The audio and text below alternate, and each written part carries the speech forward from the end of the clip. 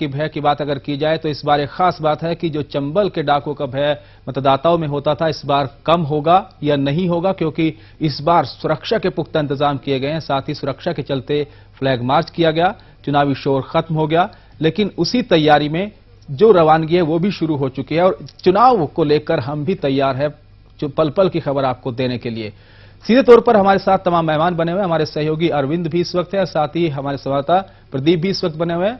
Are के अग्निहोत्री पूर्व DGP हैं भोपाल के, वो हमारे साथ है, और किशोर अग्रवाल वरिष्ठ पत्रकार इंदौर से हमारे साथ मौजूद है। अरविंद, महिलाओं की अगर बात की जाए इस मतदान में, पहले जो महिला होती थी, क्योंकि जो भारतवर्ष है वो पुरुष प्रधान देश है, सीधे तौर पर पहले जहां मुखिया ने कहा घर के कि वोट वहां करना है तो वोट वहीं होना है, वोटिंग वहीं होनी है। लेकिन महिला भी इस बात सजग हुई है। जिस तरीके से छत्तीसगढ़ में अगर देखा जाए तो महिलाएं सबसे ज्यादा बाहर आई, वोटिंग की, और उसके बाद अपने मताधिकार का प्रयोग सभी ने कुल मिलाकर किया। लेकिन मध्य प्रदेश की अगर बात की जाए तो क्या लगता है कि महिलाएं जिस तरीके से अब वोट करने आती है, और यह भी ध्यान उनको रखती है कि मुखिया ने क्या क्या, इस बात को नहीं मानती, अपने अधिकार से अपने मन से किसको वोट करना है इसकी ओर उनका ध्यान रहता है। तो क्या लगता है कि महिलाएं कितना प्रभावित इस बार चुनाव को कर सकती है?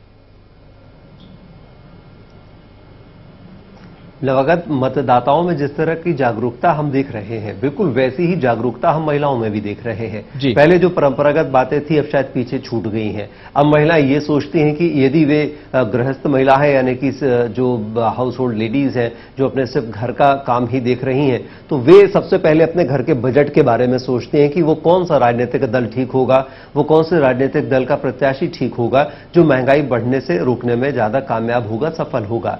दूसरी बात यह आती है कि महिलाएं सुरक्षा को लेकर सबसे ज्यादा गंभीर होती हैं, क्योंकि सबसे ज्यादा असुरक्षित स्थिति में सबसे पहले महिलाएं और बच्चे ही आते हैं। तो महिलाएं ये देखती हैं कि उनके आसपास का माहौल सुरक्षा से परिपूर्ण बनाने के लिए कौन सा राजनीतिक दल सक्षम है या कौन सा राजनीतिक दल वो माहौल देता है। तो इन तमाम बातों का बहुत ज्यादा प्रभाव है, और इस प्रभाव का ही हम सीधे तौर पर परिणाम ये देख रहे हैं कि जो महिलाओं के वोटिंग का परसेंटेज है वो 2003 से बढ़ा, फिर 2008 के बाद हमने लगातार देखा जो छोटे चुनाव हुए, उपचुनाव हुए, उनमें महिलाओं ने बढ़ चढ़कर हिस्सा लिया और अच्छे ढंग से मतदान किया। अभी की जो स्थिति है, जो 2013 का जो 25 तारीख को मतदान होना है, निर्वाचन आयोग ने जिस तरह का माहौल बनाया हुआ है, उस माहौल को देखकर लग रहा है कि जिस तरह से नए मतदाता बड़ी संख्या में मतदान करने के लिए आने वाले हैं, कुछ ऐसी ही स्थिति महिलाओं के साथ है। इस बार महिलाओं के द्वारा जो वोट किया जाएगा उसका प्रतिशत हम सबसे ज्यादा देखेंगे, ऐसी हमको पूरी उम्मीद लगती है। अग्निहोत्री जी हमारे साथ बने हैं, देव जी, तो मैं उनके साथ एक सवाल ये करना चाहता हूं कि मध्य प्रदेश में आमतौर पर जो मतदान केंद्र हैं, जो बूथ में जो स्थितियां निर्मित होती हैं, वो निर्मित होती हैं आपसी विवाद के कारण। तो आपसी विवाद के, यदि मतदान केंद्र के अंदर आपसी विवाद हो रहा है राजनीतिक दलों के कार्यकर्ताओं के बीच में, तो उसको तो तुरंत निपटा दिया जाता है और वहां पर सुरक्षा बल एक्टिव हो जाते हैं। लेकिन यदि मतदान केंद्रों से अलग हटके उस परिधि से बाहर यदि कहीं राजनीतिक दलों के कार्यकर्ताओं के बीच में विवाद की स्थिति बनती है, तब वहां पर निर्वाचन आयोग सीधे हस्तक्षेप करने से बचता है। वो चाहता है कि जो पुलिस बल वहां पर स्थानीय, यानी डीएफ जिसको हम डिस्ट्रिक्ट फोर्स बोलते हैं, वो जो स्थानीय बल है वो वहां पर इंटरेक्ट करे, वो वहां पर पहले हस्तक्षेप करे, जबकि वहां पर भी निर्वाचन आयोग की ड्यूटी बनती है कि वो पहले वहां हस्तक्षेप करे। मैं अग्निहोत्री जी से सवाल ही कर रहा हूं कि क्या ऐसी स्थिति में निर्वाचन आयोग त्वरित कार्रवाई करेगा? मुझे ऐसा लगता है कि ये जो सामान्य प्रशासन है उसकी जिम्मेवारी होती है। इसमें मैं चुनाव आयोग को किसी तरह से इन्वॉल्व करना नहीं चाहूंगा, क्योंकि ये बहुत व्यापक एरिया है। इस एरिया में इस तरह का चुनाव आयोग का हस्तक्षेप मुझे कोई आवश्यक नहीं दिखता।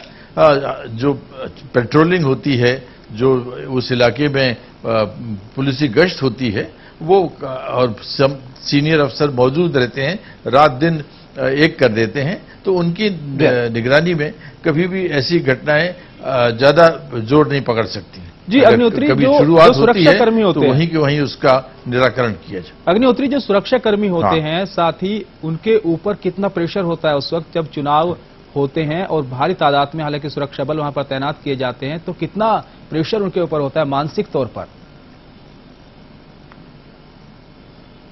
नहीं, मुझे तो अनुभव हुआ, मैं काफी वर्षों तक मैंने चुनाव करवाए हैं कि लोग जाते हैं, उन्हें मालूम है कि अगर कोई गड़बड़ी